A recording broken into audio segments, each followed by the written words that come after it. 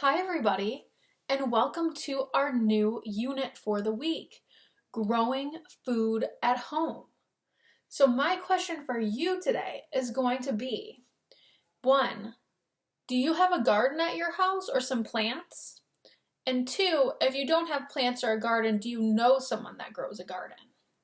For me, my uncle has a garden in his yard, and he grows tomatoes and green peppers and cucumbers and all sorts of yummy things. He even tries to grow cabbage every year, but sometimes the woodchucks get into his garden and they eat the cabbage. But today, we're going to read a book called We Are the Gardeners. This is about a family who started off with just a few plants at home, and then they started a tiny garden, and then their garden got huge. And this is their story. This is actually a true story about a real family growing a garden. This is a really fun book to read. I'm excited to read it to you. We Are the Gardeners.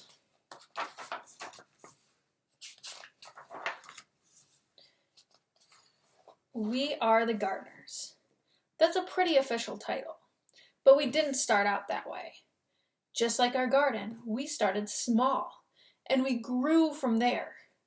Some say that a garden just grows from seeds, but we think it grows from trying and failing and trying again. A garden is hard work, but so much of the good is the important stuff we learn in life. And there they are, the gardeners.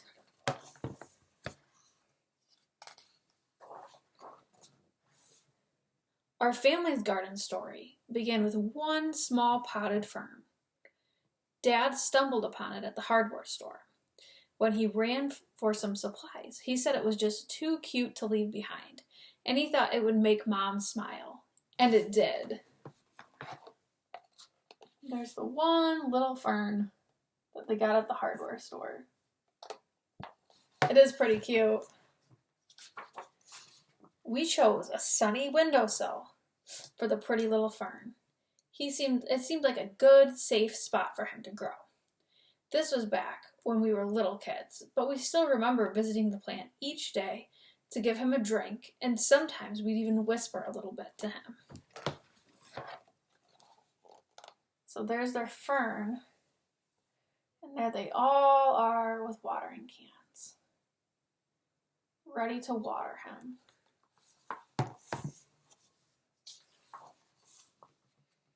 And then, plot twist, out of nowhere, our fern died. Death by overhydration. That's just a fancy word we say when we give a plant too much water. Looking back, each one of us must have wanted to water him every day. That's a lot of drinks for a little plant. By mistake, we love the plant to death. Some people tell themselves they are no good at something after one small failure, but no chance are we going to give up that easily. We checked out some books from the library. We found that ferns can be tricky and prefer to live in a shady spot. Apparently, a plant's leaves can communicate what they're needing. We also learned that plants have good manners and like to sip and not gulp water. Lesson learned. I like that they went to the library to learn more about plants.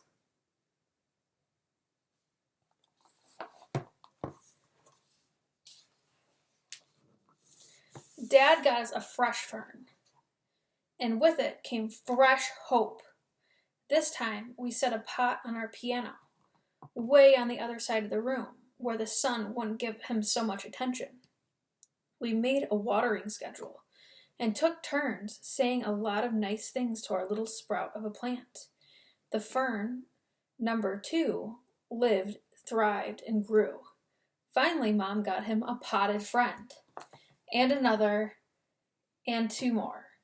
And we noticed that talking to our plants also helped them grow bigger and stronger. So we added some songs and jokes to the mix, unlike when we overwatered. This time we overwatered 0 plants, and none of them died from us talking so much. Pretty soon, plants were taking over our house, and Dad said it was time to graduate to outdoor gardening. So look at this fern. Look, he's going all the way down the banister. That's a lot of plants to have inside.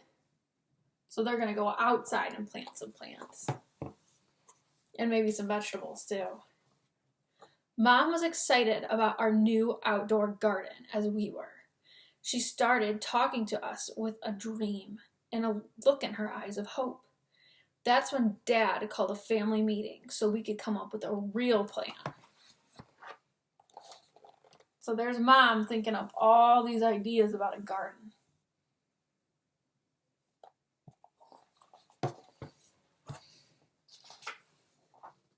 We all gathered around the kitchen table and got to work dreaming, planting, and drawing things out.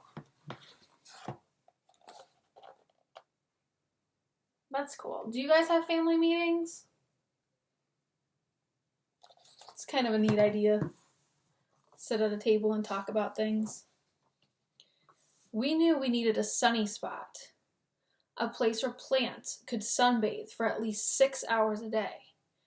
We'd be red as radishes if we did that, but plants just love it. And more than that, they need it. In the garden, there is no life without light. So this is their plan that they drew up. They're going to have a chicken coop, a shed. Looks like they're going to plant some tomatoes, some pumpkins, some radishes. That looks like corn to me. A lot of yummy vegetables. This kind of looks like a snap pea, broccoli. Look at that. That looks like a nice plan.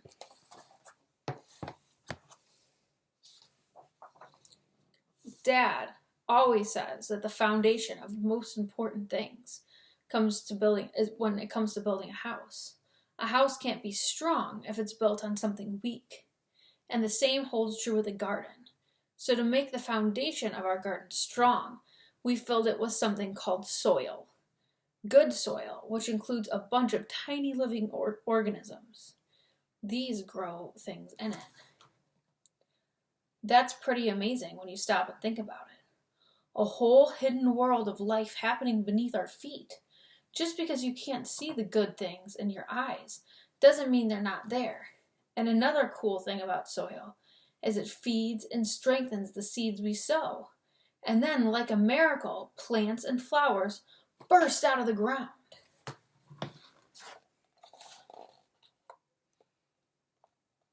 Look at all these things bursting out of the ground. See, you wouldn't know there was a big carrot attached to such a little sprout. Or a big radish. Or even an onion. It's cool. We also knew we needed our garden to get plenty of water. Rain is the best thing for plants to drink, but it's hard when rain isn't coming. So for a couple of options to keep our plants hydrated is to collect rainwater or use a sprinkler or a garden hose to get the job done. So look at this. So they collect rainwater. It goes in the pump, and then they pump it out. Then they have a sprinkler over here. They look like they're getting pretty wet too, not just the plants. Do you guys like to run in sprinklers? I did. Sometimes I still do. Once we had a location with plenty of sun, good soil, and water, and a watering plan, we got to work. First thing we need is seeds. The most fun part about planting a garden is deciding what to plant. We started with foods we like to eat, like strawberries, tomatoes, and then we chose some pretty flowers to keep them company. The thing about seeds is they're everyday miracles. Everything a plant will grow up to be is hidden in the seed. We chose flowers like sunflowers and cosmos so that pollinators would visit our garden. Butterflies, hummingbirds, and bees spread pollen from flower to flower, even encouraging more things to bloom. We were knowing that the little helpers are working with nature to help this garden grow. Look at that. These things pollinate. Hummingbirds, butterflies, and bees. Here are the bees. They pollinate and help flowers and vegetables grow. My aunt loves hummingbirds, and I do too. I like butterflies and bees too, but I think hummingbirds are especially pretty pollinators. The bees must have put the word out, and we had a good thing going because sure enough, all sorts of other critters started to arrive. We quickly found out that there were good types of bugs in our backyard and bad bugs in our backyard. The good, the bad, and the ugly. Let's start with the worst part. It was a pretty sad day when aphids, pronounced aphids, arrived. They had some of the more well-known villains in the gardening world. They sucked the life right out of plants. But then the ladybugs showed up and ate those pesky aphids for lunch.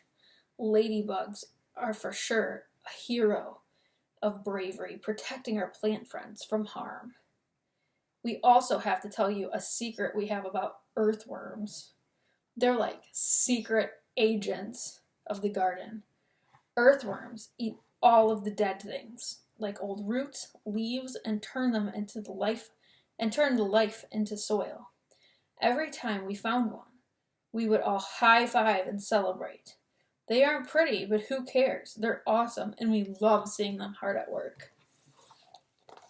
Do you guys like worms? When I was little, I loved worms, and when it would rain, all the worms would come out. And when it was starting to dry up, I'd pick up the worms and put them back. Do any of you guys do that? I think worms are pretty cool. We realized pretty quickly that we needed to keep the weeds out. They are the true bullies of the garden. Weeds try to steal water, sunlight, and nutrients from our fruits and vegetables. It's our job to make sure that the little rascals don't take over. If we ignore the garden for too long, the weeds run wild and hurt our beloved plants. This is so much easier to do, just a little bit every day instead of having to do a bunch in one day. Do you guys ever pull weeds? Do you guys pull weeds in your garden or in the bushes at your house? I pull weeds at my house. It's not a fun job, but it looks really nice when it's over. We were officially gardeners. We had a real-life garden to prove it. That garden became our pride and joy. Day in and day out, we tended to our plants, making sure they got plenty of sun and water. Every time a new plant sprouted from the ground, our excitement grew along with it. Look at these plants. Wow.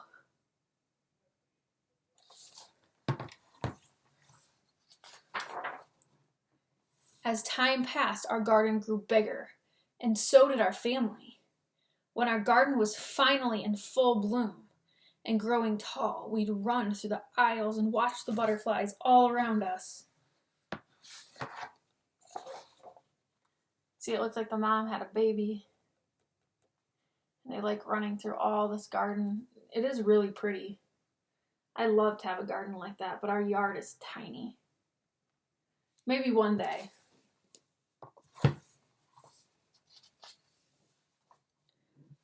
But one day, as we were mid-skip, we noticed trespassers keep helping themselves to lunch. And by lunch, we mean half of the garden. Animals may look cute and innocent, but they have a sneaky side. They can wipe out a garden in no time flat. The chickens ate the vegetables, the goats ate the mom roses, and bunnies weren't picky at all. They ate anything in sight. Saying goodbye to our many happy plants was even harder than throwing away our very first dead fern. We debated, should we give up? Was it really worth starting all over again? But then we remembered one important detail. We are the gardeners. It was our responsibility not only to grow this garden, but also protect it. So we put up a little fence to keep the animals out and went to work rebuilding our garden. Look at those pesky animals.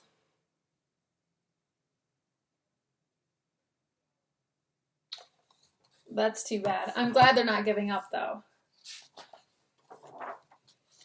It didn't take long to get our plants and flowers growing tall again. To this day, our very favorite days are when we get to gather the fruits of our labor. Mom loves to set the table with pretty flowers in every color you can imagine. We help her dream up recipes for the food we've grown.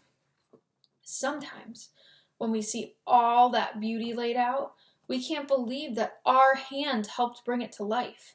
It makes all the hard work worth it.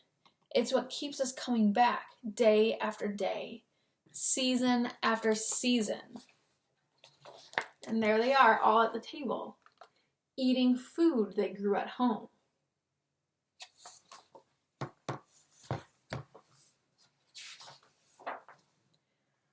We still keep a little fern on the piano to remind us of our small beginning. Every time we water it, we're reminded not to give up when things don't work for the first time. Because the thing is, whether one potted fern dies or half the garden is wiped out by little critters, every failure or setback teaches us something. Dad says that every hard thing we choose to do makes us braver for the next time. There they are with their beautiful garden.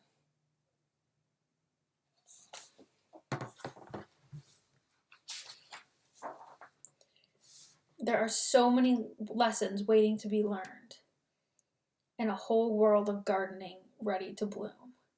We are the gardeners, and you can be too. I like this book. I think it has a good message, and it's about growing food at home. So my question for you that I asked in the beginning of this lesson was, 1, do you have a garden at home or plants at home? And 2, if you don't have a garden at home or plants, do you know someone with a garden or plants? And what kinds of things do they grow in their garden? Like I said, my uncle has a garden, and he grows cucumbers and green peppers and delicious tomatoes. And I hope you guys have a marvelous Monday. And I will see you on Tuesday for our Zoom meeting. Bye, guys.